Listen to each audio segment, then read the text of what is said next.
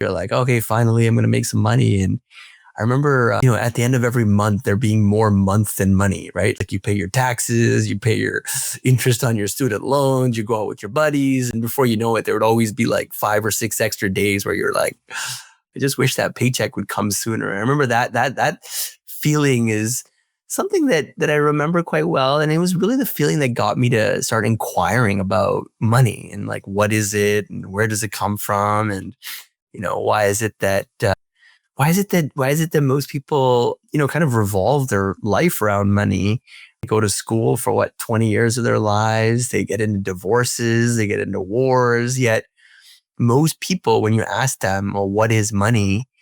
They can't really give you a straight answer, and and it was that curiosity that really got me to ask questions, really to myself. Was like, well, how do I get answers to this question? I would ask, people with, CEOs of banks. You'd ask people with all these like financial licenses. And I just remember I spent about 3 years in running my own financial brokerage, got all my licenses, was, helping families, and just couldn't get to the bottom of it. Just simple questions like, what is inflation and where does money come from? And all these things nobody could answer. And so I kind of shelved it, and left that space feeling more confused than I was at the beginning. And it wasn't until, like I said, 2011, 2012, when I was living out in India, I'd somehow stumbled upon the Bitcoin white paper. I think it was probably, a lot of these guys back in the day, like Charlie Shrem and Roger Ver and Max Kaiser and all these hardcore guys would talk about it on YouTube. And yeah, I was fortunate enough to read the white paper and just fell down the rabbit hole. And,